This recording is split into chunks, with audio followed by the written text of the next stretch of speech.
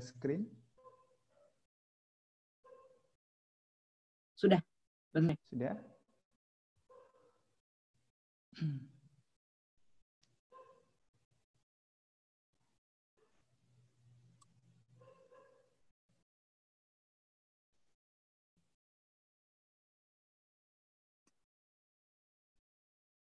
Sebentar ya.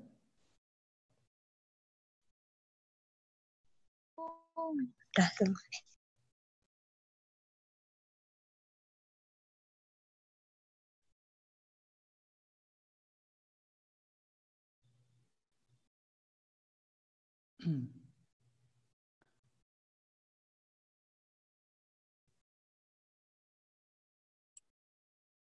Oke, sudah bisa kelihatan belum? Sudah nampak ya? Masih di folder. Masih di folder. Oke, tunggu ya.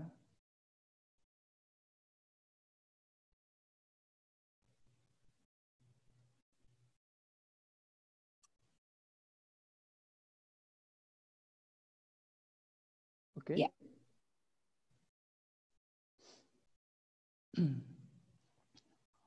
Oke ya. Cedar oke? Sudah, tapi belum full screen. Oh, belum full screen. Tunggu. Kayaknya diklik yang resume slideshow, Bante. Oke, bentar. Waiting ya.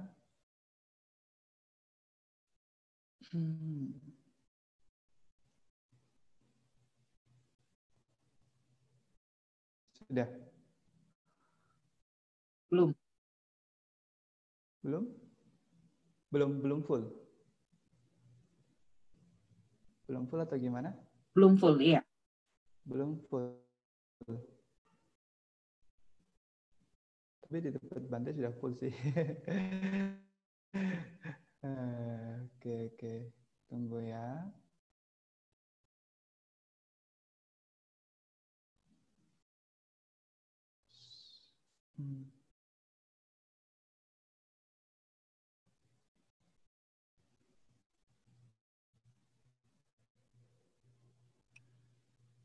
Wait. Sudah full belum? Di saya sih belum, Bante. Belum? Di teman-teman sudah belum? Nah, baru. Baru ya. Ya. Bante pada kesempatan hari ini akan berbagi mengenai tentang setenang pepohonan, selembut rerumputan. Mungkin tema ini jarang dikemas, tapi Bante ingin mengemas secara praktik karena kita disadari atau tidak kita mempunyai banyak guru. Salah satunya adalah guru simbolik, yaitu pepohonan dan rerumputan. Pepohonan itu adalah salah satu aspek yang mendukung kehidupan makhluk hidup. Begitu juga dengan rerumputan.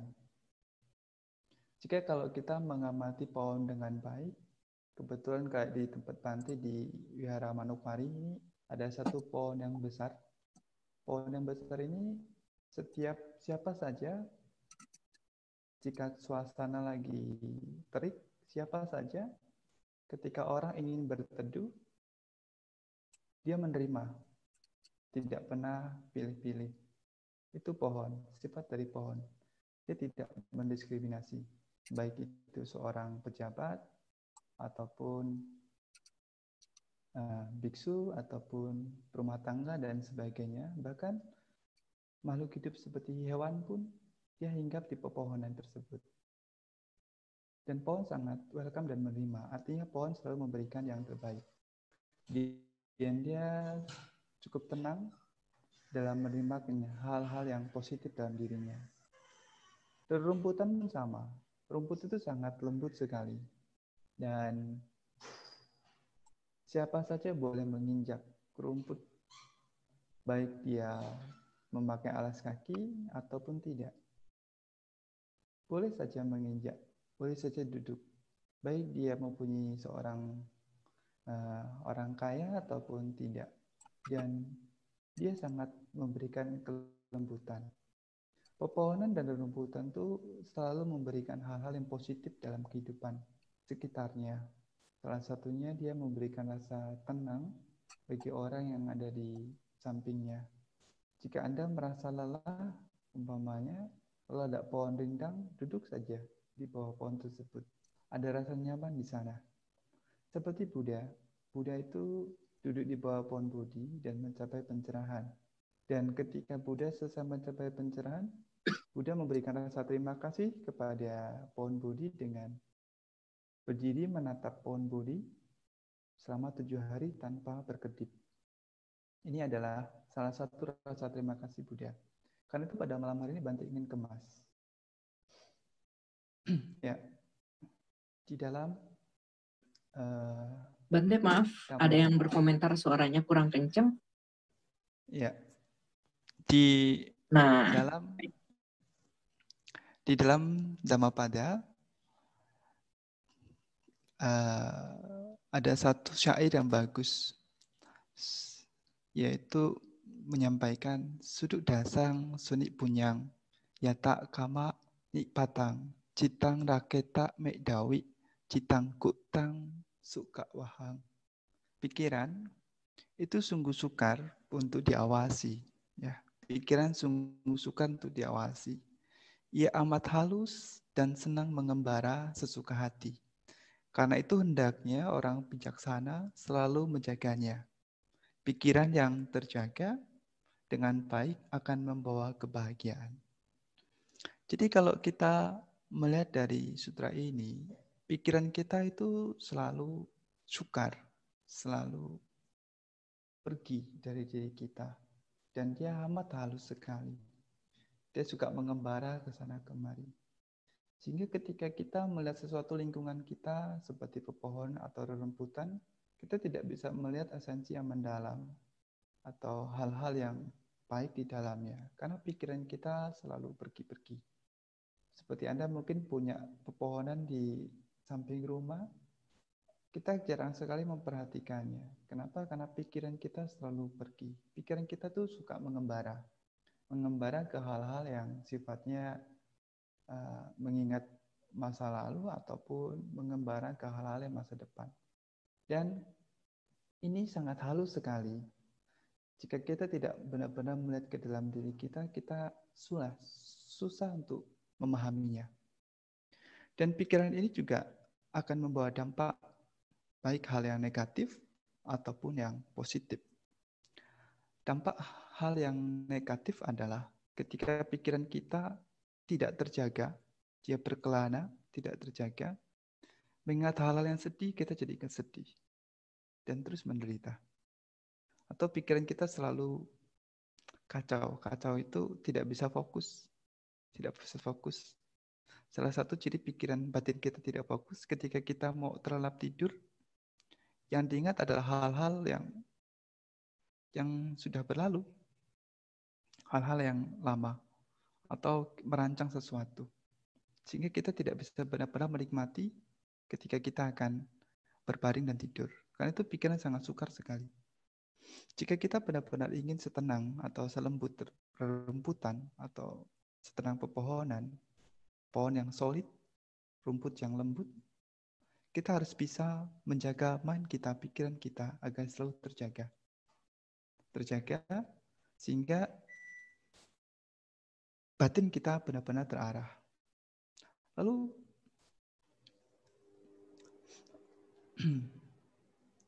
Lalu bagaimana cara kita untuk menjaga pikiran kita agar tidak lari-lari, tidak pergi? Yang pertama kita harus menyirami dulu benih kebaikan. Benih kebaikan atau kita sebut dengan bijak. Benih kebaikan atau bijak ya. Kita itu memiliki benih-benih kebaikan di dalam diri kita. Juga benih-benih ketidakbaikan di dalam diri kita. Kita harus melihat ke dalam diri kita ini. Lihat kita ada benih-benih ini. Dan kita harus menyirami. Jika kita menyirami hal-hal yang baik, akan tumbuh yang baik. hal-hal yang positif akan tumbuh positif. Tapi jika kita menyirami hal-hal yang tidak bajik, mungkin contoh mengingat hal-hal yang sifatnya itu menimbulkan kebencian, maka kita akan menyirami ini dan akan tumbuh rasa kebencian yang tinggi. Karena itu kita harus benar-benar menyiraminya, menyirami benih-benih hal bajik dalam diri kita. Nah, menyirami ini tidak bisa kita lakukan dalam kehidupan kita, kehidupan sesaat kita ini, dengan cara yaitu mungkin sejenak-sejenak saja, tapi harus berkomitmen, berkontinu. Salah satu cara kita menyiraminya adalah, pertama, kita harus punya tekad, yaitu mengkondisikan diri kita dalam keseharian itu melakukan perbuatan baik dalam keseharian kita. Ya, kalau Anda mungkin sibuk dalam bekerja, ya Anda bisa beraditana, oh saya ingin bertekad menjalankan praktik perbuatan baik, mungkin dari berderma dalam satu hari, dalam sehari itu 3 kali atau 1 kali. Dan kita harus merenungkan perbuatan baik ini, sehingga ini menyirami, disebut jaga nusati. Ya. Jaga nusati itu merenungkan hal-hal yang perbuatan baik yang pernah kita lakukan. Ini salah satu juga membangkitkan rasa nyaman atau pikiran yang tenang. Menyirami ini. Berbuat baik tidak harus repot. Repot itu dalam artian harus menggunakan materi yang besar atau tidak sebagainya. Dari keseharian saja. Mungkin ketika Anda masak di rumah dan masakan itu ternyata masih ada sisanya, dan sisanya itu masih bagus, masih kondisi baik, masih layak untuk dimakan, daripada kita biarkan sampai dia layu, tidak baik, atau basi, lebih baik kita bungkus yang rapi, kita berikan ke orang yang membutuhkan, yang berada di kehidupan yang lain, di kehidupan rumah Anda sendiri. Dan ini Anda lakukan setiap hari, ini sebenarnya menyirami. Sederhana sekali. Daripada sisa-sisa makanan dibuang, itu sudah berdampak baik. Salah satu cara menyiraminya. Atau Anda juga bisa melakukan dalam keseharian, mulai menjaga wajib atau ucapan. Itu juga salah satu menyirami bija atau benih-benih kebaikan dalam diri kita. Karena benih-benih kebaikan ini jika tidak disirami, dia akan pelan-pelan juga akan redup. Ya. Redup kenapa? Tidak tumbuh karena kita otomatis jika tidak menyirami kebaikan, pasti kita menyirami hal-hal yang negatif. Contoh hal-hal negatif yang sering kita sirami, contoh saja, yaitu mungkin kita membenci, ya, menyimpan dendam. Lalu kita mengingat-ingat terus. Itu secara langsung atau secara di alam bawah sadar, kita sebenarnya sudah menyirami benih-benih ketidakbaikan, sehingga akan tumbuh, sehingga kebencian lebih kuat sekali. Amarah pun sama, dipupuk terus dibenci. Sehingga ketika suatu saat ada ketidaksukaan yang muncul, kita benar-benar membenci dan melampiaskan. Dan ini berbahaya. Kita punya dua hal ini, dan yang mana harus kita tekankan? Ya tentu yang kita tekankan yang benih-benih kebaikan. Jadi coba dalam keseharian kita menyirami benih-benih kebaikan ini atau bija ini. Yang kedua juga kita harus belajar menyetel jasmani, ya. Ini menyetel jasmani atau kaya itu juga penting. Kenapa? Karena terkadang kita terlalu sibuk. Siapa di sini yang tidak sibuk? Saya rasa semua sibuk, ya. Cidarani di sini pun saya rasa sibuk.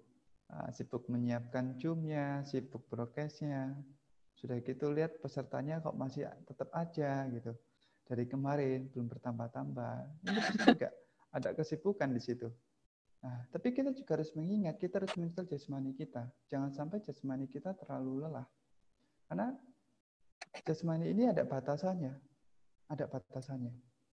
Kita memiliki jasmani ini mungkin syukur-syukur sampai 80 tahunan, ya. Syukur-syukur. Tapi kan kita tidak bisa menentukan. Tapi kita harus menjaga, merawat. Nah, merawat jasmani ini juga akan nanti menentukan sikap kita. Kenapa? Karena kalau jasmani ini tidak dirawat, kita akan mudah sakit dan kita belum mempunyai kekuatan mental yang baik atau kekuatan menjaga sati yang baik, maka ya kita akan lebih mudah menderita. Jadi kita benar-benar menjaga. Bagaimana cara menjaga jasmani ini? Pertama, mengatur pola makan. Pola makan itu penting. Mengatur pola makan itu salah satu menyetel jasmani kita. Lalu usahakan kita mengkondisikan rileks. Nah, mungkin ketika Anda bekerja ya, atau kita sedang bekerja selama 2 jam, pastikan badan kita tegang karena banyak pekerjaan, sibuk, karena pikiran terkuras, tenaga terkuras. Coba luangkan dalam 2 jam bekerja, 10 menit Anda duduk rileks, mengendurkan seluruh tubuh. Ini juga sangat baik sekali. Ini menyetel tubuh kita, sehingga tubuh kita tidak terlalu tegang. Saya sering melihat kalau teman ada yang kelelahan ya, dan dia sudah lelah sekali, saya minta dia untuk rileks istirahat. Kenapa? Jika tidak, dia akan mudah menderita. Karena orang yang tidak bisa rileks ketika badannya capek, emosionalnya itu tidak bisa kekontrol juga, lelah, bisa cepat marah. Apalagi ketika sesuatu hal yang tidak menyenangkan, jangankan lihat orang lain yang tidak kita sukai, lihat anjing menggonggong saja kita bisa marah ya. Di sini ada dogi kecil itu, di tempat pantai ada dogi kecil itu bawel kan, wah bunyi setiap hari itu. Jika kita tidak dalam kondisi tidak capek, kita enak aja mendengarkannya. Tapi ya kalau kita dalam kondisi capek, otomatis pasti kita akan terbawa emosi. Terpancing, ini kok dogi nggak berhenti-berhenti ya gonggongnya ya. Padahal dogi cara komunikasinya dengan gonggong. Kita mau marah gimana lagi gitu. Nah, artinya kita harus benar-benar menyetel jasmani kita, merilekskan. Jadi mengkondisikan diri kita nyaman, sehingga kualitas tidur Anda juga baik. Terkadang kan kita tidur sampai 8 jam, 9 jam, apalagi mungkin kalau hari Minggu besok ya bangun-bangun jam 9, besok 12 jam. Tapi bangun-bangun malah capek. Kenapa capek? Ya karena tubuh tidak rileks. Jadi kita harus menyetel jasmani. Nanti kita akan belajar menyetel jasmani. Yang ketiga yaitu kita harus menyetel wedana atau perasaan. Kenapa perasaan harus disetel? Harus dikondisikan, karena perasaan itu naik dan turunnya cepat. Bad mood sama good mood-nya itu cepat sekali naiknya. Kadang-kadang bisa bad mood tiba-tiba. Sederhana bad mood itu sederhana. Gak kebagian nonton film Korea saja itu bisa juga bad mood. Ya kan? Ada beberapa teman nih seperti itu. Seperti kalau lagi bad mood juga sering ada muncul juga. Nanti ada bad mood, ya ada juga ada bad mood. Tapi kita harus menyetel bad mood ini.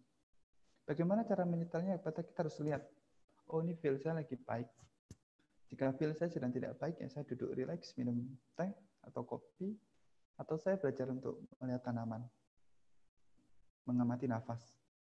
Ini menyetel perasaan. Sehingga kita tidak terbawa arus. Karena kalau terbawa arus, susah juga.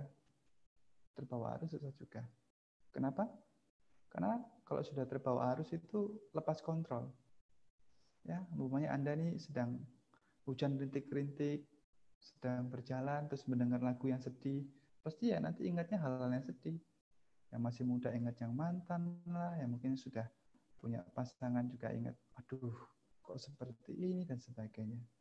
Kenapa? Karena feelnya terbawa arus. Kalau sudah seperti itu, sedih seperti itu, semua jadi yang di sampingnya ikut sedih juga. Kenapa? Karena raut wajah kita berbeda. Jadi kita harus menyetel perasaan ini. Perasaan yang sifatnya suka, tidak suka, ataupun netral. Harus setel kondisikan. Selanjutnya adalah membangun kejernihan pikiran.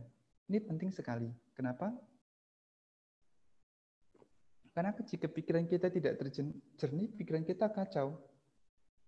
Pikiran kacau itu bahaya sekali. Kenapa?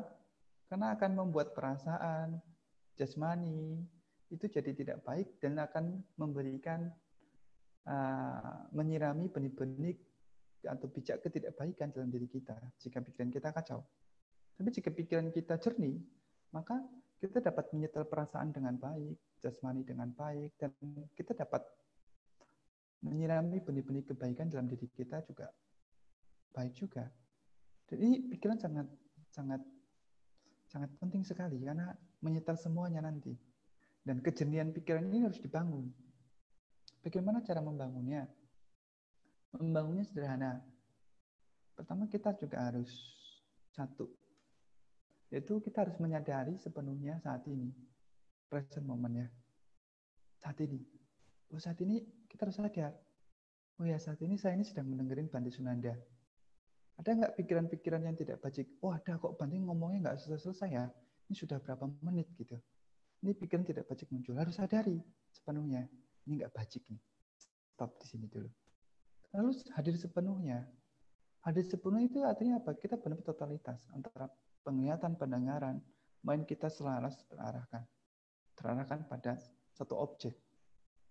Satu objek. Ini untuk membangun ketenangan ya. Lalu belajarlah coba untuk melepas.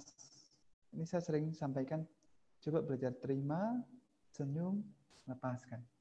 Ini kita harus belajar melepas. Melepas tentang apa? Pertama tentang melepas masa lalu. Loh Bante, kok melepas masa lalu? Ya, kita boleh mengingat masa lalu, boleh mengingat. Tapi jangan sampai kita terbawa arus. Mengingat-ingat, akhirnya jadi ahli sejarah. Biasanya wanita itu kan ahli sejarah ya. Ingat nggak dulu gitu sama pasangannya.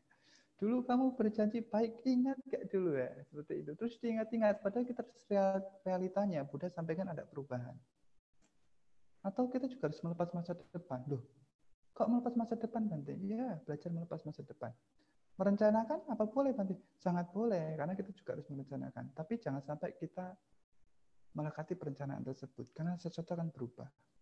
Contoh mungkin kayak di sini pengurus wihara Busen kan pasti merencanakan apa yang direncanakannya minggu depan siapa yang ngisi ya, gitu.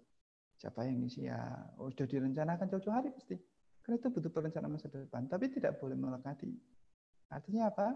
Kalau sudah terencana ya sudah, jangan dipikirkan terus. Sama seperti Anda merencanakan ingin minum, seperti ini gelas. Sudah dapat minumannya, ya diminum. Jangan direncanakan mau minum terus. Nanti nggak jadi minum. Kenapa? Kalau nggak jadi minum, nanti hausnya nggak hilang-hilang. Makanya harus minum. Nanti minum dulu ya. Nah, jadi kita harus seperti itu. Dan ini, jika kita lakukan, pikiran kita akan menjadi jernih. Kita mengendapkan. Nah, mengendapkan ini penting. Mengendapkan ini penting. Bagaimana cara kita mengendapkan hal-hal yang bija-bija yang tidak bajik ini, agar menumbuhkan hal yang positif, membangun kejernihan ini. Bante akan sedikit beberapa tips. Ini Bante tips ini hanya dari pengalaman praktik ya. Yang pertama adalah kita harus mempersiapkan diri kita. Mempersiapkan diri kita dalam sifatnya itu internal. Sifatnya internal. Apa yang perlu kita persiapkan di dalam diri kita? Satu, memurnikan sila. Memurnikan sila.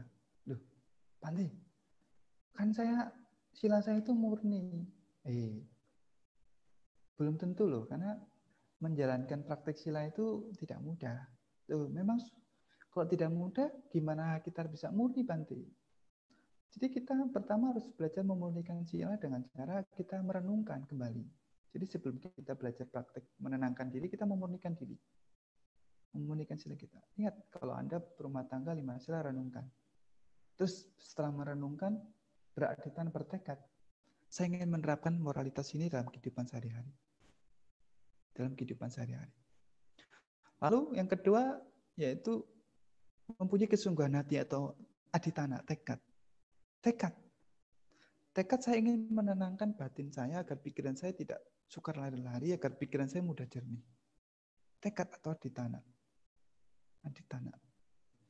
Tekad. Dan tekad ini juga harus sungguh-sungguh. Seperti Buddha kan, tekadnya sungguh sekali.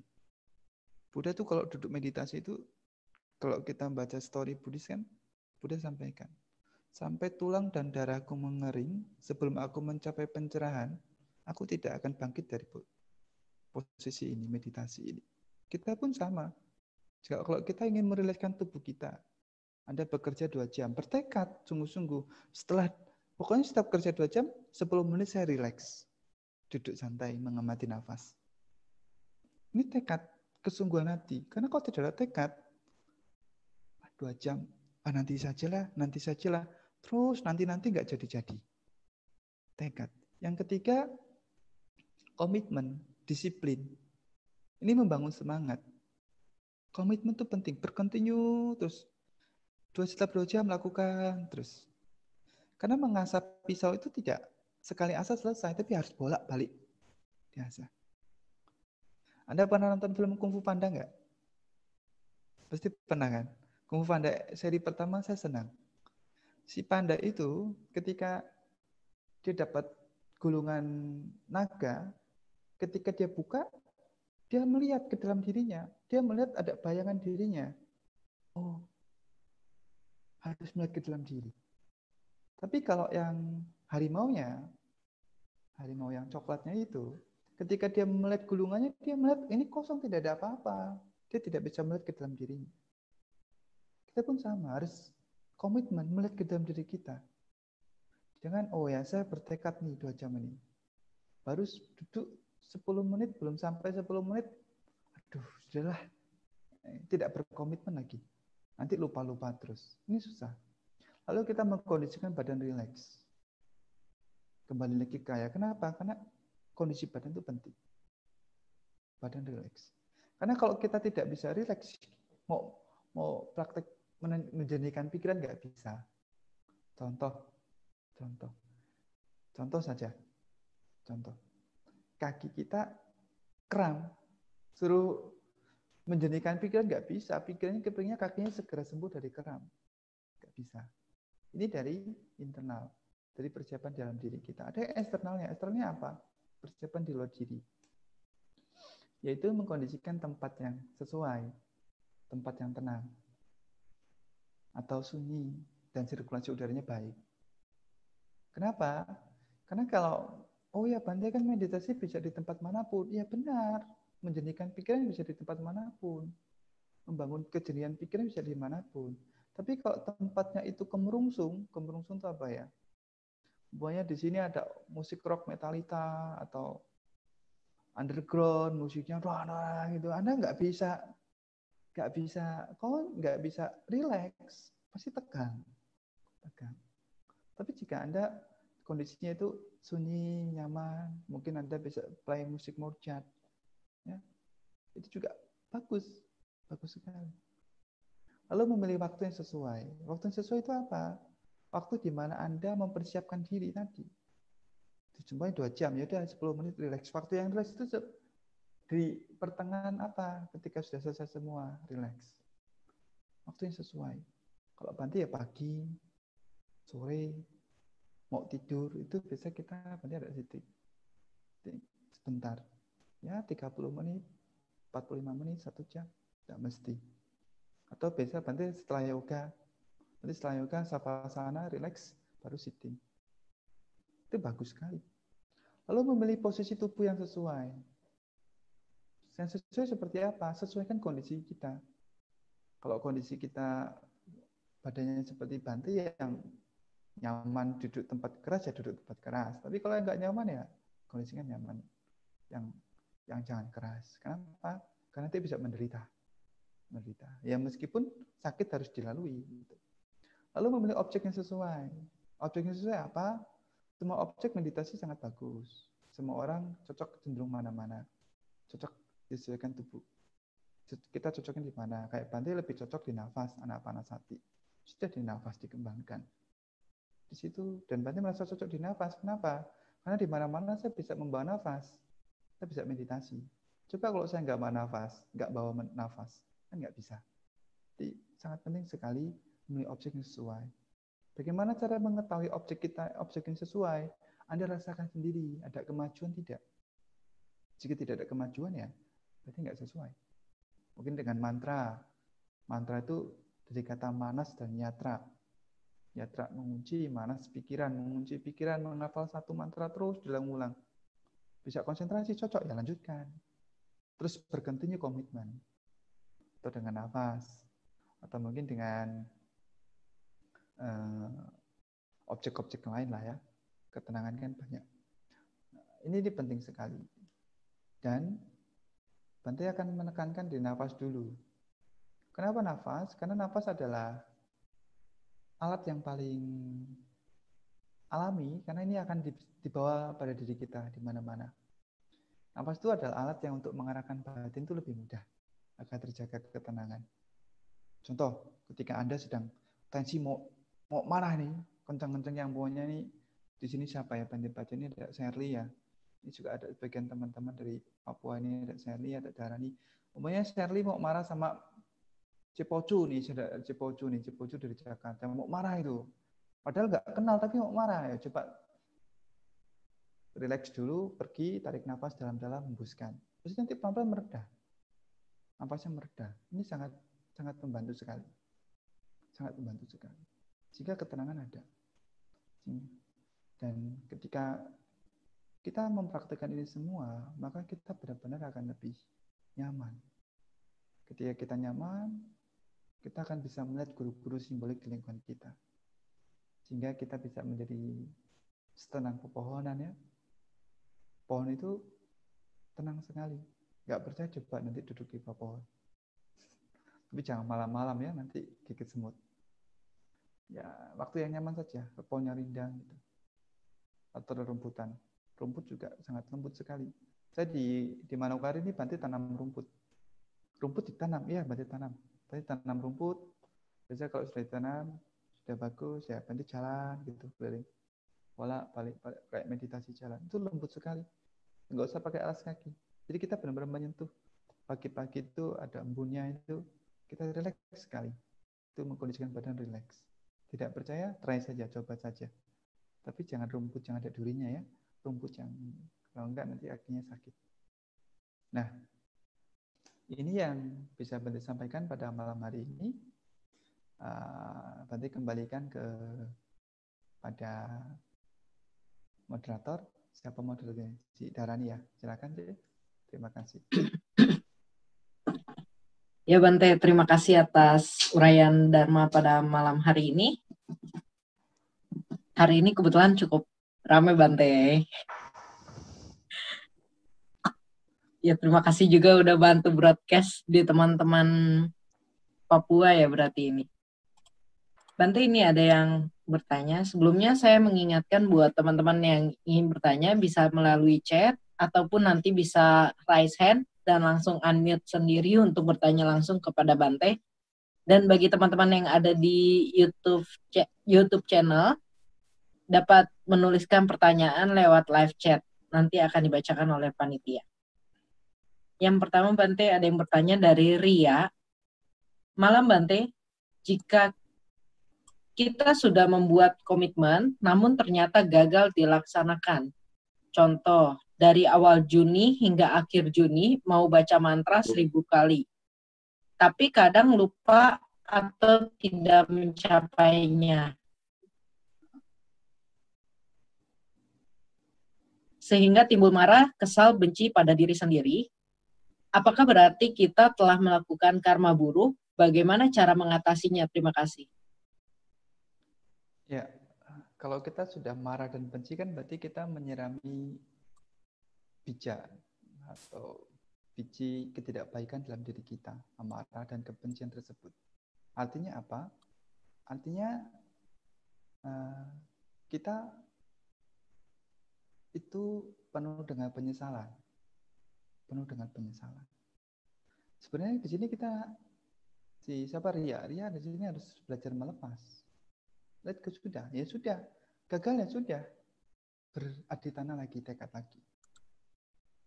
Beradi tanah lagi, tekad lagi. Kita harus melepas. Jika tidak melepas ya nanti bisa timbul lagi. Beradi tanah lagi, tekad lagi. Karena memang manusia itu kan sifatnya penuh dengan tinak mida ya, kelambanan, ketumpulan, kemalasan ya. Disebut tinak mida.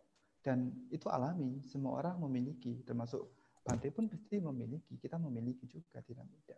Jadi ketika aditana kita gagal, tekad kita gagal, ya sudah, let go, beraditan lagi, tekad lagi, kembali lagi, mengulang lagi.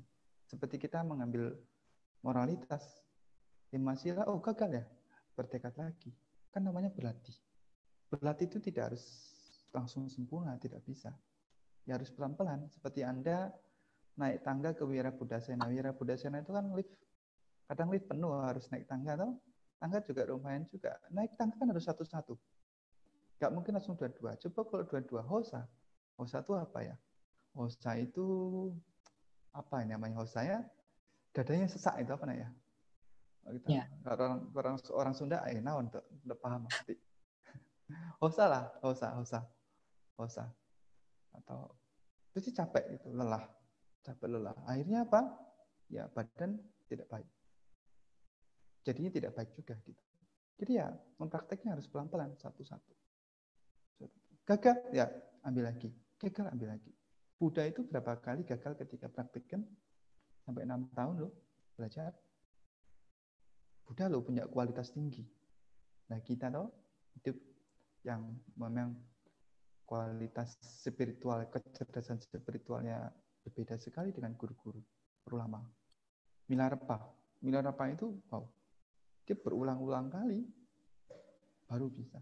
Jadi ya terus berulang. Jadi kalau gagal ya sudah. Yang penting Ria belajar melepas, let go, ya sudah, lupakan. Oh, aku nih gagal ya. Adikan lagi, tekan lagi. Berkomitmen lagi. Yang penting kegagalan yang kita lakukan itu menjadi pembelajaran sehingga kita hati-hati ketika bertekad kembali atau beraditana kembali. Kira-kira seperti itu. Terima kasih, Cidarani. Baik, semoga menjawab Saudari Ria. Berarti intinya kalau misalnya kita gagal, kita move on ya Bante? Ya, harus move on dong. Melepas dan kita komitmen lagi dengan lagi. Pembelajaran dari masa lalu berarti. Betul gitu ya? Benar. Iya, baik. Harus gitu. Selanjutnya, Bante Namo Buddhaya. Apakah ketenangan diri hanya dengan cara meditasi atau menghindari semua hal duniawi? Apakah memungkinkan orang merasa tenang saat misalnya mendengarkan lagu? Apakah itu namanya melekat? Ya, ini dari Cik Mariani ya. Thank Iya, you, Cik dari pertanyaan Cimarian. yang bagus. Ini dari teman Bante di Manokwari. Ya, pertama kita Bante ingin ada beberapa poin di sini ya. Pertama, Bante akan ngambil dari menghindari semua hal di dunia. Meskipun saya seorang biksu, kita pun tidak akan bisa menghindari semua hal yang ada di duniawi. Kenapa? Karena kita masih hidup di duniawi. Jadi kita belum bisa menghindari itu. Kita akan menemukan hal-hal tersebut. Tapi ketika kita menemukan hal tersebut, respon kita yang seperti apa? Dan apakah meditasi itu, apakah membangun ketenangan itu dapat hanya dengan cara meditasi? Ya, meditasi ketenangan adalah hal yang sangat penting. Kenapa? Karena kalau kita ini tenang dalam konsep tenang dalam meditatif dan tenang hanya rasa nyaman saja itu berbeda ya. Umpamanya saya main ke Wirabudasena, duduk di sana, oh makanan ada, minum ada, ya nyaman toh. Tapi itu sesaat saja toh. Tapi pikiran kan belum bisa tenang. Tapi dengan meditatif itu benar-benar akan membangun. Kenapa? Karena batin kita itu terarah, pikiran kita terarah. Dan apakah hanya dengan cara meditasi yang setahu Bante ya hanya itu. Tapi kalau hanya mendengar musik saja itu tidak bisa. Selesai musiknya sudah. Tapi kalau kita dalam praktik meditasi, meskipun kita sudah keluar dari objek meditasi, ketenangan itu masih terbawa.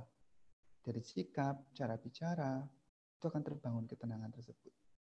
Dan apakah memungkinkan orang merasa tenang saat misalnya mendengarkan lagu? Ya mungkin tenang, tapi sesaat. Setelah lagunya hilang ya sudah. Sama seperti kita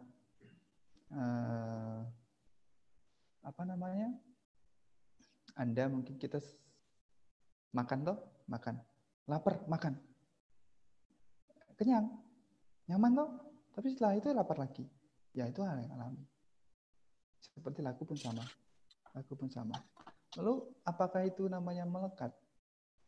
Kalau kita terkondisi tanpa adanya lagu ini umpamanya, oh saya bisa tenang kok dengan lagu ini. Kalau pas lagu ini ada, oh saya tenang. Tapi kalau pas nggak ada, kita gelisah. Ya, itu sudah melekat. Melekat. Berarti kita objek ini nggak sesuai. Nggak sesuai. Tapi lagu itu sangat membantu untuk tahap kita pemula, untuk pertama menenangkan dulu, merilekskan tubuh. Kalau tubuh sudah rileks dengan lagu, dengan apa, duduk hening, bisa. Karena menghafal mantra itu juga bisa seperti dilakukan ya. Kayak Anda mungkin baca tapeju itu kan seperti ada alunan not intonasinya. Dan kita benar-benar meresapi dan nyaman. Nah, kalau sudah nyaman, baru kita bisa fokus pada tulisannya. Antara pikiran, ucapan, sama yang kita lihat di mantra tersebut pas. Tapi kalau tidak nyaman ya baca tapeju, halaman berapa, atau mungkin Anda sudah hafal. Sudah hafal. Yang hafal mulutnya saja, alam bawah sadarnya saja, tapi pikirannya benar-benar tidak terarah, satinya tidak terarah. Akibatnya apa? Jadi kita berkomplit-komplit baca mantra, tapi pikiran kita ingat yang lain-lain. Ini namanya terbawa arus. Jadi kira-kira seperti itu. Terima kasih. Baik, Bante, terima kasih. Semoga menjawab Cimariani. Ada yang bertanya lagi dari Anjali Benesia. Apakah dengan saat pandemi seperti ini, kita menggunakan bahan untuk membunuh virus seperti hand sanitizer dapat menimbulkan kebencian secara tidak langsung? Dan apakah termasuk pembunuhan? Ya, ingat ya, namanya pembunuhan tuh ada 5 hal loh ya. 5 hal. Pertama, ada niat dulu nih, membunuh. Kedua, ada objek yang dibunuh. Ketiga, melakukan pembunuhan tersebut. Yang keempat, terjadi pembunuhan. Dan 4, yang dibunuh meninggal. Kalau yang kelima, yang dibunuh meninggal. Kalau nggak meninggal, nggak jadi pembunuhan. Ini untuk makhluk hidup. Sedangkan untuk virus itu apa? Virus makhluk hidup ya, semua makhluk hidup. Bahkan bakteri pun makhluk hidup. Jadi artinya kehidupan kita itu ditopang oleh banyak hal. Makanan kita pun banyak mengandung unsur pembunuhan. Meskipun kayak saya vegetarian pun ada unsur pembunuhannya di situ tetap. Contoh ya, nasi pun ya banyak faktor pembunuhan. Tapi hal-hal yang positif itu perlu diingat juga. Kita melakukan tersebut pertama untuk menjaga diri kita, memprotek diri kita. Ingat, sakit itu penderitaan. Dan kita harus menghadapinya. Tapi kita harus menjaga yang tadi Bante sampaikan, merawat tubuh atau kayak ini, tubuh. Nah, ketika kita punya pemahaman seperti ini, protek kita adalah benar-benar menjaga pikiran kita. Ini sangat penting karena Bante di sini menyoroti bukan pembunuhan virusnya ya, bukan pembunuhan virus, tapi menjaga pikiran kita. Pikiran kita. Kalau kita terlalu takut pada hal-hal yang seperti virus ini juga itu sudah menyirami benih-benih tidak baik kita. Benih tidak baik kita. Dan menimbulkan kebencian. Sebenarnya kebenciannya yang terbesar itu karena kita takut. Takut. Disadari tidak? Kita membenci itu pertama karena kita takut. Takut. Ketakutan apa yang mendominasi diri kita? Takut pertama. Karena kita mungkin sudah pernah kehilangan. Enggak kehilangan pun kita bisa takut, membenci. Contoh, ada pencuri nih, yang nyata saja ya. Untuk kasar saja pencuri. Pencuri. Dia tidak mencuri barang milik kita, tapi kita ada rasa takut juga. Dan kita tetap akan membenci, ikut membenci juga. Ini ketakutan. Jadi kita harus mengatasi ketakutan ini. Mengatasi ketakutan ini. Dan juga mengatasi virus salah satunya dengan menjaga kebersihan diri kita. Jadi setiap orang itu akan mengalami unsur pembunuhan. Yang terpenting satu, ya belajar move on toh. Belajar move on. Seperti nyamuk lah. Anda pasti pernah membunuh nyamuk toh, jangankan virus nyamuk toh. Nyamuk, jangankan nyamuk burung pun mungkin yang pernah Ya, pelihara burung mati ikan seperti itu. Kita harus move on toh. Let's go. Let's go. Karena tujuan kita pertama bermain dulu. Kira-kira seperti itu, Jedar. Terima kasih. Baik, semoga menjawab. Baik, Bante. Dari YouTube channel ada yang bertanya dari Juli Asa. Namo Buddhaya, Bante. Apakah dengan meditasi yang tekun, dengan pikiran yang penuh sadar, yang sadar penuh, bisa merubah karakter dan sifat seseorang? Apakah dengan meditasi yang tekun, dengan pikiran yang sadar penuh, bisa merubah karakter dan sifat seseorang? Terima kasih, Bante. Ya. Asalkan dia meditasi, pertama punya guru pembimbing yang bagus, baik. Ya, positif, yang benar. Punya guru, punya sahabat yang baik, dan objeknya sesuai. Dan dia tekun mempraktekkan hal tersebut.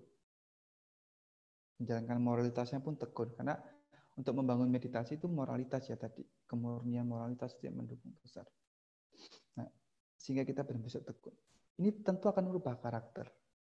Jika dia mendapat hal-hal yang baik ini, positif ini, karakternya pasti akan berubah jadi lebih lembut, lebih santun, lebih bisa menghargai kehidupan, lebih bisa menghargai teman-temannya, sekitarnya, lingkungan, keluarga. Tapi juga meditasi juga bisa mengarah ke karakter yang lain. Ini kayak kapan hari ini kasus dia mengaku pernah bermeditasi, tapi karakternya itu tumbuh kebencian. Ya, ada yang sampai menginjak-injak sutra dan sampai viral itu. Akhirnya menimbulkan keresahan. Kenapa? Karena mungkin dia tidak menemukan satu pandangan yang benar. Jadi tentu dapat merubah karakter karena disirami hal-hal yang baik tersebut. Makanya kalau Anda Juli kalau ingin baca meditasi ya satu ya cari guru yang benar-benar guru meditatif. Ya, guru meditatif. Dan harus punya kalanamita atau sahabat yang baik yang mengingatkan, mendukung. Lalu juga yang ketiga belajar untuk melihat ini saya cocok tidak gitu. Kalau cocok ya jalankan, kalau tidak ya sudah cukup, jangan diteruskan. Kalau nggak cocok diteruskan bahaya juga. Dan moralitasnya diperbaiki. Nanti karakter ini dapat merubah karakter kita benar-benar menjadi lebih apa ya? Lebih dapat memaknai hidup lah. Karena orang yang baca meditasi itu, yang praktisi meditasi benar-benar ya dia bisa memaknai hidupnya dengan baik dan apa yang dia lakukan sifatnya untuk membawa dirinya lebih tenang, lebih nyaman. Kira-kira seperti itu, Cik Darani. Terima kasih. Baik, Bante, terima kasih atas jawabannya. Baik, teman-teman yang ada di Zoom meeting pada malam hari ini, bagi yang ingin bertanya bisa langsung juga untuk raise hand dan langsung unmute mikrofonnya supaya dapat bertanya langsung ke Bante Sunanda.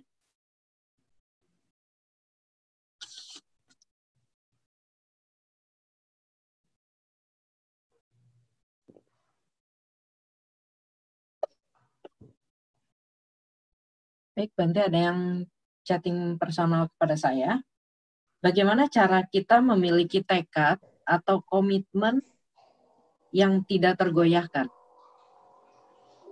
Mungkin ada kaitannya dengan yang tadi pertanyaan pertama ya, Bante.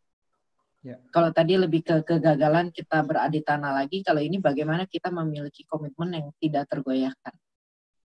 Pertama, aditana atau tekad itu jika kita lakukan dalam keseharian, itu akan membentuk keyakinan.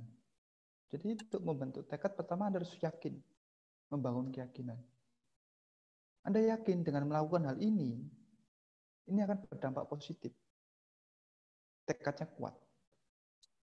Kuat sekali. Kuat sekali. Seperti Anda kalau mau praktek meditasi. Sudah memunikan sila, dan Anda yakin sekali dengan praktek ini. Ya sudah, Anda bertekad. Sebelum 45 menit, ya 45 menit, saya tidak akan bangkit dari objek meditasi. Kalau benar-benar tekad kita sangat kuat dan keyakinan kita sangat kuat, itu sebelum 45 menit tubuh kita tidak akan ingin segera bangun. Ini kekuatan tekad ini. Jadi keyakinan. Nah, keyakinan ini munculnya dari mana? Dari pengetahuan. Dari pengetahuan. Tentunya pengetahuan dharma. Jadi pengetahuan itu, sutta itu akan membangun keyakinan atau iman. Iman itu akan membangun sebuah tekad aditana untuk melakukan apa yang kita yakini. Dan ini kalau kuat sekali, itu sangat bagus. Sangat bagus. Makanya kalau aditana kita lemah, Anda lihat ke dalam diri, jangan-jangan Anda nggak yakin. Nggak yakin pada diri sendiri juga, bisa jadi. Nggak yakin. Ini contoh ya, contoh. Kita meditasi sendiri, 5 menit itu terasa lama sekali. Tapi kalau rame-rame, berkomunitas, itu 15 menit tidak terasa, 45 menit tidak terasa, lama pun tidak terasa. Kenapa? Karena keyakinan kita itu terkondisi oleh komunitas, terdorong. Semakin orang yang banyak mempraktikkan, kan kita semakin yakin, kuat sekali secara eksternalnya.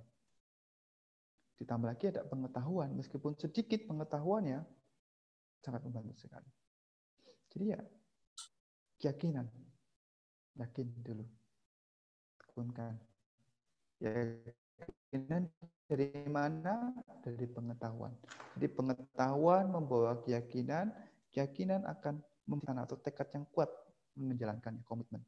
Kalau sudah merasakan, spirit atau semangat itu terus ingin selalu seperti itu. Kira-kira seperti itu, Cidaran. Terima kasih. Baik, Bante. Terima kasih atas jawabannya.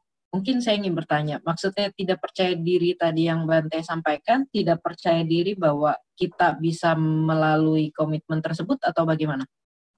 Ya, tidak yakin dengan diri kita sendiri. Jadi banyak seorang praktek yang ingin menjernihkan pikirannya, dia tidak yakin dengan dirinya. Saya mampu nggak ya? Ini ragu-ragu. Keraguan-raguan itu akan menghalanginya. Keraguan itu akan menghalangi. Jadi keraguan-raguan. Jadi dia tidak percaya diri ya karena ragu, tidak yakin tersebut. Tidak yakin dengan dirinya, itu tidak percaya diri. Saya mampu nggak menjalankan ini? Contoh nih ya, 5 moralitas saja. Pancasila saja 5 moralitas. Jika kita tidak yakin pada diri kita, maka kita tidak yakin bahwa kita mampu menjalankannya. Pasti kita tidak mampu.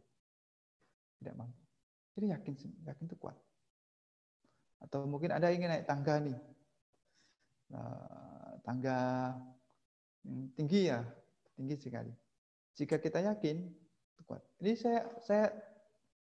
saya pernah berjalan dengan Eyang, Bante Jinadamu, di Misol. Misol itu di Raja Ampat. Misol itu kalau kita ke sana, kita harus naik tangga itu tinggi sekali dan jarak tangganya itu jauh. Yang tuh usianya sudah sepuh ya. Sudah sepuh. Kita jalan itu melihatnya saja itu sudah wah tinggi sekali. Tapi yang santai sekali jalan menikmati, kita di belakangnya. Saya tanya, nggak capek ya? Nggak capek. Loh, kok nggak? Ini ya, kayaknya nggak terasa ya. Saya yakin saya bisa kok, mampu jalan. Lalu menikmati. Sampai ke atas. Teman-teman kita itu yang kan kita rombongan, itu banyak yang masih tertinggal di bawah. Jadi kalau kita naik puncak bersama Eyang selalu datang pada Jinadamu itu langsung paling di atas. Duluan. Selalu duluan. Ini nyata. Itu banyak melihat, wow, ini orang ini punya keyakinan yang kuat sekali. Keyakinan pada dirinya. Nah, ini penting sekali. Kira-kira seperti itu, Ci. Terima kasih. Oke, baik Bante. Terima kasih.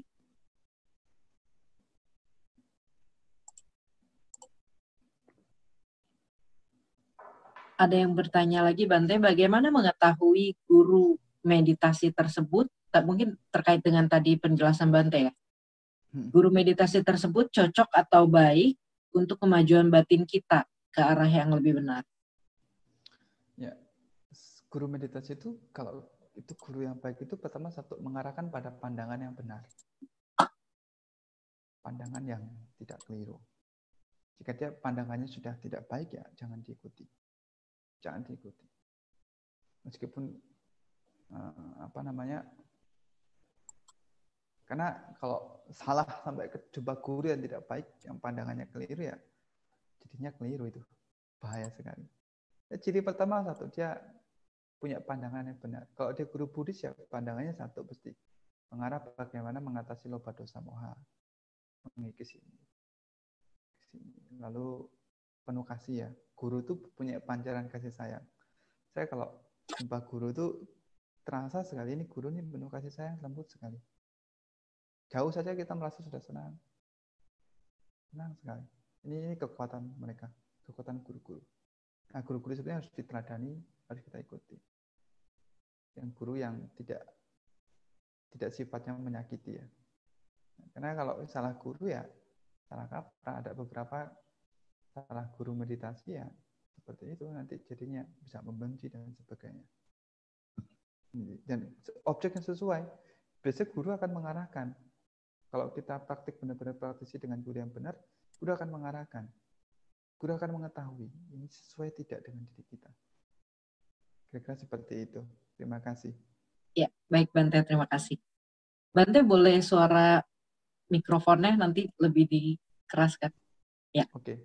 Ada yang ingin bertanya ke Bambang ya mungkin.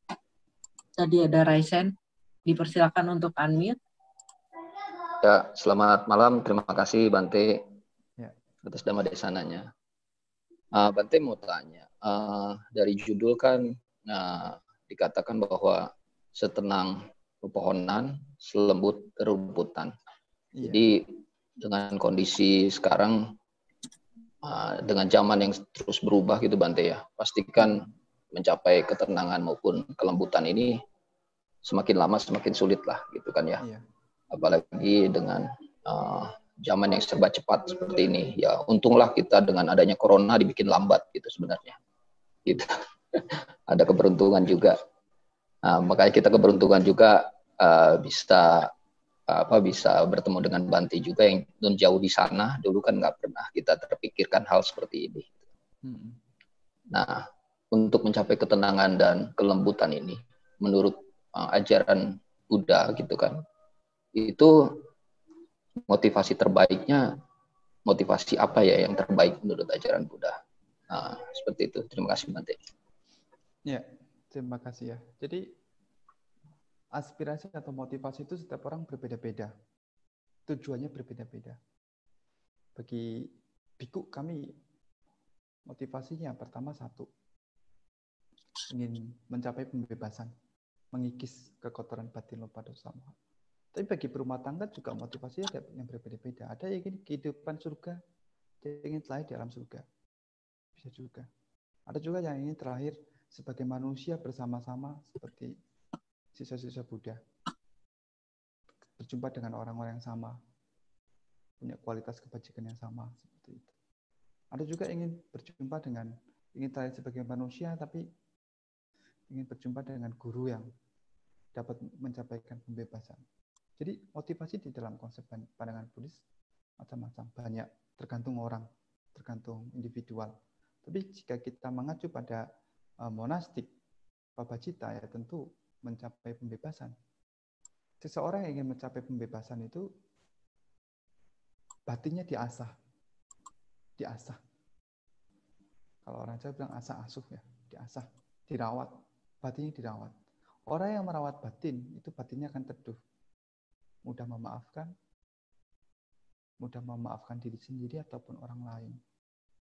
Ini dari pengasahan ini. Dan batin akan menjadi, tidak hanya menjadi teduh, tapi juga akan menjadi lembut. Lembut itu dalam artian kita dapat memahami diri kita sendiri. Contoh umpamanya, kau Bambang mau marah, ada rasa ingin marah. Kita paham, ini saya mau marah. Oke, saya harus let go. Saya tahu saya sedang menderita. Oke, saya let go. Relax dulu. Relax dulu. Ketika relax dulu, sudah nyaman berbicara, sehingga tidak melukai. Tidak melukai.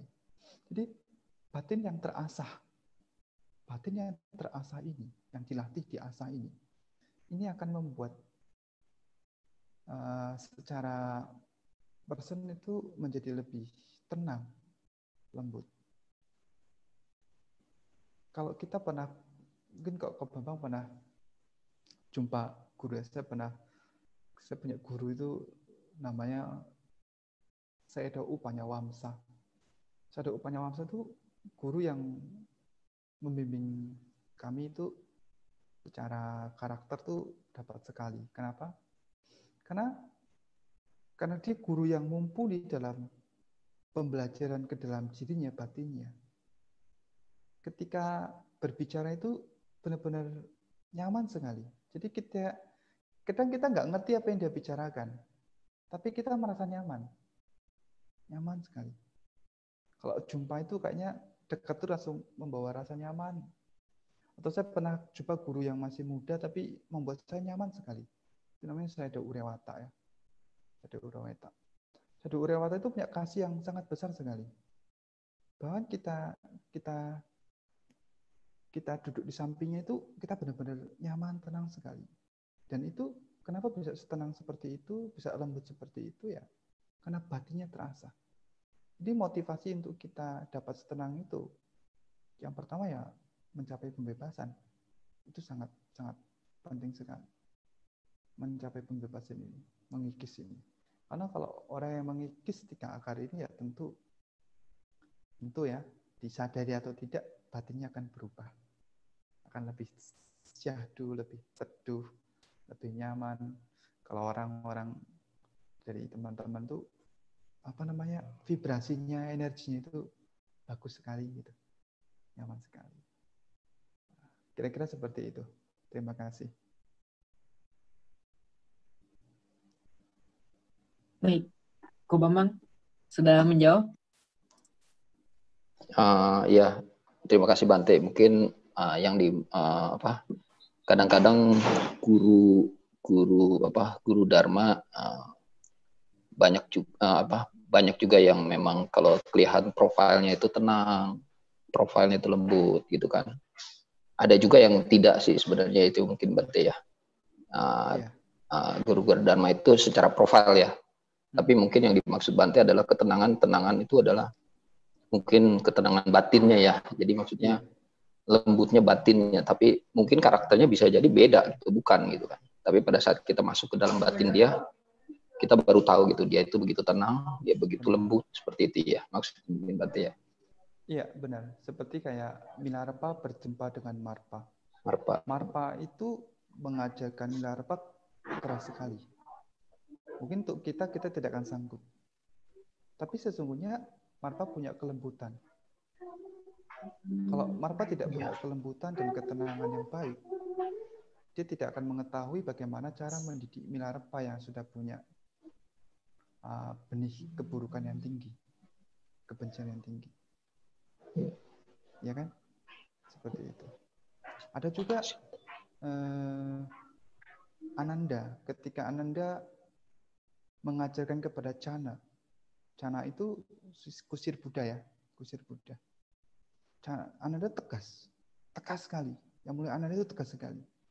Dia memberikan teguran kepada Ananda dengan pengucilan diri. Jadi Ananda dikucilkan, tidak ada yang boleh yang menemui dia sampai dia benar-benar memurnikan dirinya. Ini Ananda, sikap Ananda. Dan Cana benar-benar dikucilkan, tapi itu membuat Cana itu bangkit batinnya, tergugah batinnya, sehingga dia dapat mencapai tataran yang dia aspirasikan, cita-citakan. Jadi sikap guru memang terkadang seperti galak, tapi batinnya lembut. Dan jika seseorang yang tidak punya keyakinan, itu akan melihat dari segi aspek luar. Tapi kebanyakan Tapi itu jarang sekali ya ada guru seperti itu. Tapi kebanyakan guru-guru yang batinnya lembut, tenang, meskipun dia marah itu marahnya bukan marah emosi, marah dengan ketenangan. Marah dengan emosi dengan marah ketenangan itu beda. Tegas dan marah itu beda ya. Ananda itu tegas. Ya bahasa sekarang mungkin istilahnya kayaknya marah, tapi tegas. Tegas dan marah beda. Kalau marah itu dia sudah tercampur dengan kebencian dan mana kesombongan. Tidak sukaan tinggi. Tapi kalau ketegasan, keras, tegas. Tapi sifatnya adalah mendisiplinkan agar disiplin. Kayak Bante punya guru yang acarya di Jakarta ya, Bante Sadanyana itu lembut sekali, tapi tegas. Kita kalau salah ya salah. Kamu salah ya salah, keliru. Harus mengakui bahwa kamu keliru. Begitu. Tegas. Dan penyampaiannya lugas. Tidak ada belok kanan, belok kiri. To the point. Ya, ini seperti ini, seperti ini. Seperti itu, Ko Bambang. Terima kasih. Baik, Bante. Terima kasih atas jawabannya. Ya, semoga menjawab. Selanjutnya, Bante ada yang bertanya terkait dengan tadi Bante membahas tentang kemarahan. Ada yang bertanya bagaimana dengan pendapat Bante tentang memendam kemarahan atau kesedihan. Biasanya terkadang orang melampiaskannya agar lebih bebas dengan cara teriak di alam bebas atau menangis atas kesedihannya. Apakah hal tersebut malah memupuk benih-benih negatif atau justru meredupkan? Terima kasih. Ya, jadi kalau kita belajar dengan Dharma dengan bijak, ajaran Dharma itu membawa kita bukan untuk melampiaskan ataupun memendam. Kalau memendam, amarah dipendam, lama-lama jadi bom waktu. Satu saat akan meledak. Ketika meledak sudah tidak bisa terkontrol sekali. Kesedihan pun sama. Orang yang akan memendam kesedihan itu sedih sekali. Menderita sekali. Dikit-dikit sedih, dikit-dikit sedih. Memendam sekali. Memendam sekali. Dan melukai dirinya. Orang yang memendam amarah itu atau memendam kesedihan itu melukai diri sendiri. Karena orang yang pertama dilukai bukan orang lain, tapi kan diri kita sendiri. Ini diibaratkan seperti kita megang bola api panas ya. Bola api panas ini ya, yang terlukai pertama siapa? Yang diri kita. Yang memegang. Memegang langsung dengan tangan. Tapi kalau melampiaskan bagaimana Bante? Melampiaskan atau dengan seperti tadi contoh teriak-teriak. Itu juga tidak baik. Kenapa? Karena sifatnya adalah sifatnya dia benar-benar ingin melepas, tapi sebenarnya itu tidak melepas, tapi melampiaskan pada objek yang lain. Sehingga apa? Sehingga nanti ketika itu akan membentuk pola kebiasaan. Sehingga ketika ada satu masalah, dia pasti akan segera melampiaskannya saat itu. Itu pun tidak baik. Tapi lebih baik bagaimana kita menyadari.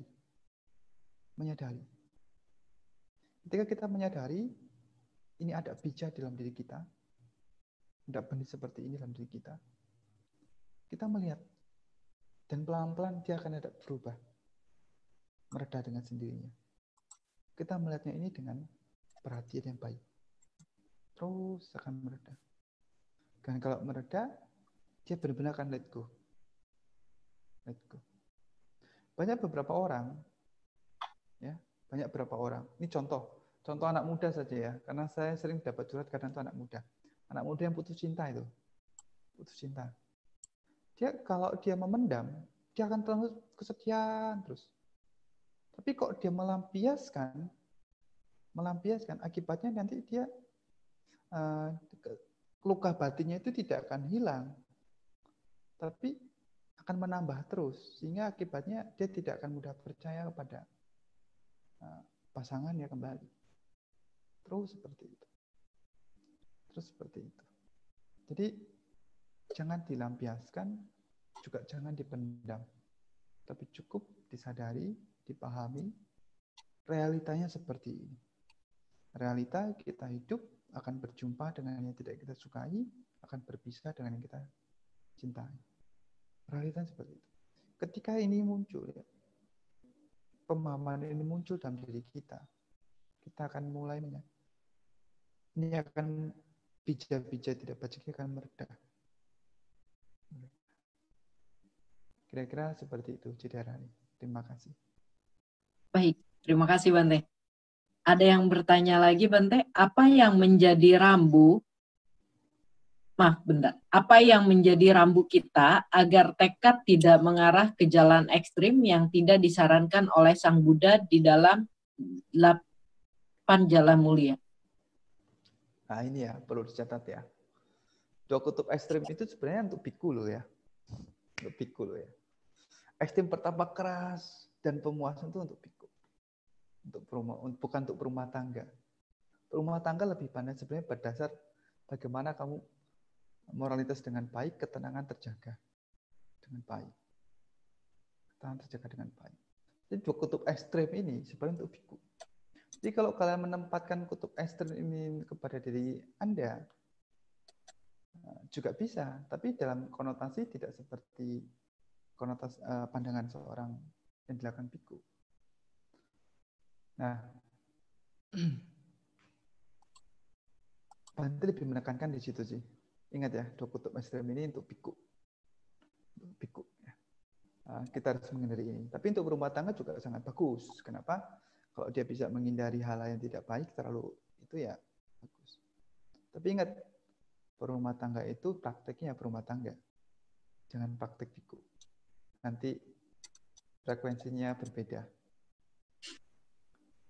Oke, kira-kira seperti itu.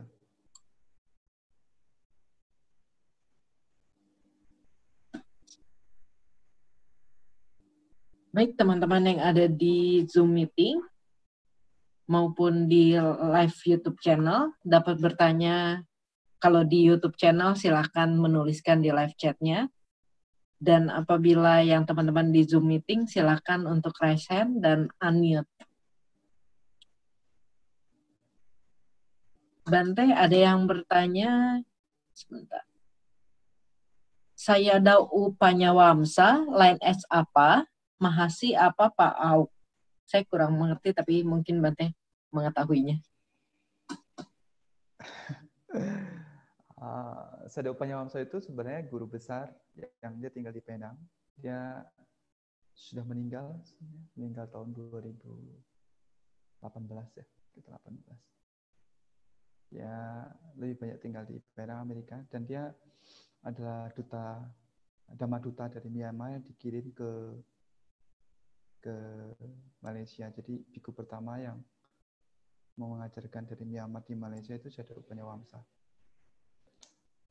Lineage itu banyak ya, nikaya itu banyak. Cuman praktiknya semua sama sih. Dia juga kenal Guru Mahasi juga dengan baik, karena memang beliau angkatan-angkatan dari Pak Aut Sayadaw, Siomin Sayadaw, seperti itu. Baik, Bante. Terima kasih. Selanjutnya ada yang bertanya, bagaimana pendapat Bante untuk mengajarkan anak yang tidak mau nurut? Akhirnya kita malah sulit mengatasi kemarahan. Terima kasih. Itu pertanyaan. Anak yang tidak mau nurut. Menurut. Jadi tidak menurut, dan mungkin maksudnya akhirnya membuat kemarahan orang tuanya muncul. Bagaimana cara mengatasinya? Ini saya sering tekankan ya. Terkadang orang tua tuh marah kepada anak itu bukan karena anaknya nggak nurut. Karena amarah-amarah sudah bertumpuk ya dilampiaskan ke anak-anak. Di kantor banyak masalah, di jalan ada masalah, sudah capek badan. Ketika anak dikasih tahu, tolong jangan nonton TV-nya, jangan sering-sering. Terus dia tidak melakukan tersebut, ya sudah, amarah besar. Ini catatan saja. Tapi anak sebenarnya itu nurut dan tidak itu tergantung ketegasan orang tua. Jika orang tua tegas, ya dia akan mengerti, nurut. Karena kadang orang tua itu membohongi. Saya tidak saya tidak menyalahkan orang tua ya, tapi ini koreksi untuk diri saya dan orang lain. Terkadang kita sebagai orang tua itu kadang membohongi diri sendiri. Saya sering perhatikan ibu-ibu. Ibu itu bilang, gak boleh ya mainan HP kalau belum waktunya. Tapi anaknya nangis, ya sudahlah kasihan. Kasih handphonenya. Jadi kasihannya tidak bijak gitu. Kasihan tidak bijak. Nah, ini apa? Ini membuat anak juga cenderung tahu, oh ini kelemahan mama seperti ini ya. Kita nangis saja nanti dikasih kok. Meskipun tadi dia nggak dikasih. Sehingga dia kurang komitmen. Jadi ketegasan orang tua penting. Jika kalau anak sudah dibiasakan seperti ini ya, dia akan dengan sendirinya anak akan mengerti. Tapi kalau ini sudah terjadi dan anak tidak menurut, ya lihat, kenapa anak ini tidak menurut? Apakah wibawa orang tua kepada anak ini tidak ada? Karena terkadang orang tua anak itu menganggap ini mama biasa saja lah, biasa saja. Tidak ada rasa wibawa, rasa hormatnya itu kurang. Gitu. Itu satu. Yang kedua, anak ini tidak menurut, mungkin tidak mengerti cara bicara orang tua ke anak karena tidak bisa dipahami. Tidak bisa dipahami. Contohnya tidak bisa dipahami begini. Yang nyata aja ya, karena anak-anak orang tua kadang itu memarahi anak itu hal-hal yang sederhana kayak handphone gitu.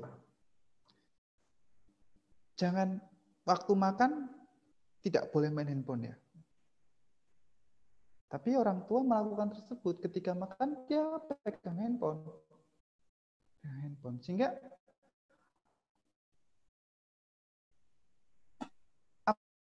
apa yang disampaikan orang tua terhadap anak ini tidak bisa papa marah tapi papa melakukan. Sehingga timbul perasaan bingung sehingga anak tidak mengerti, sehingga dia tidak menurut. Kira-kira seperti itu Ciderani. Thank you. Ya, baik Bante, terima kasih. Baik, saya mengundang teman-teman yang ada di Zoom meeting. Apabila ingin bertanya, silakan raise hand dan bertanya langsung kepada Bante Sunanda Wamsa.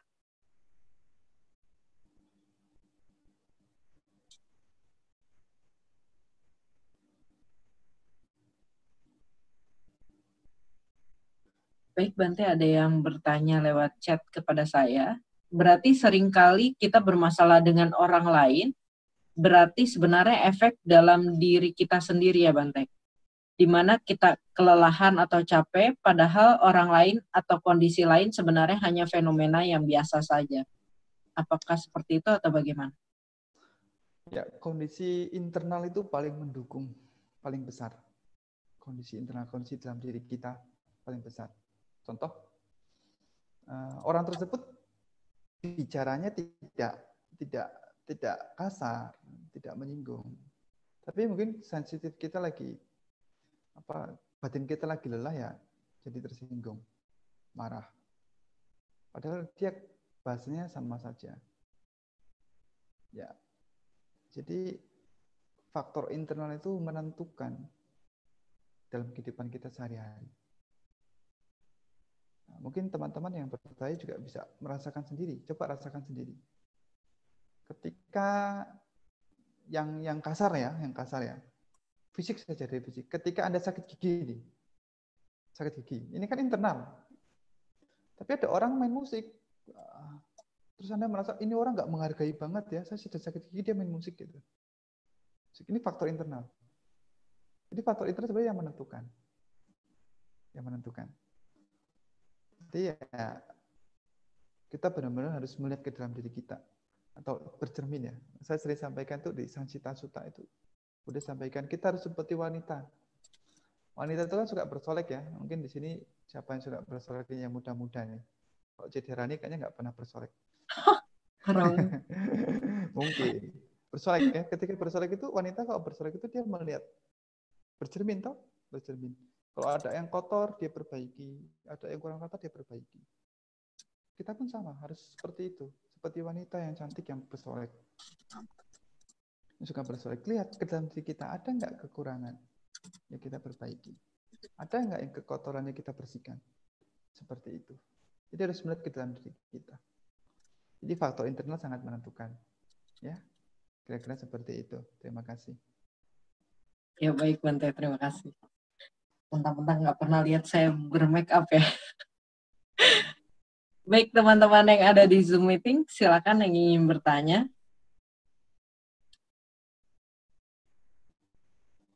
Karena kebetulan Bante di sana sekarang pukul berapa ya Bante? Beda 2 jam kan dengan kami? 9:30. Oh, 9:30. Ya. Baik. Mungkin tadi pertanyaan terakhir karena kita juga ada acara ya Bante. Bantenya ada acara kan? Ada acara. Ya, baik. Berarti kita akhiri dengan pertanyaan tadi yang terakhir. Dan kalau misalnya saya simpulkan, berarti kita harus menjaga kondisi eksternal kita masing-masing ya Bante, untuk menjaga juga pintu-pintu karma kita, baik melalui pikiran, jasmani, dan perasaan. Mungkin ada closing statement dari Bante? Ya, terima kasih Siddhar. Belajarlah melihat ke dalam diri kita dan cobalah renungkan dalam diri kita dan berusaha untuk melakukan yang terbaik karena hidup kita sebentar. Bangunlah ketenangan dan kelembutan dengan mengasah batin. Kalau batin kita sudah terasa dengan baik, maka hidup kita yang sebentar ini jauh lebih bermakna, jauh lebih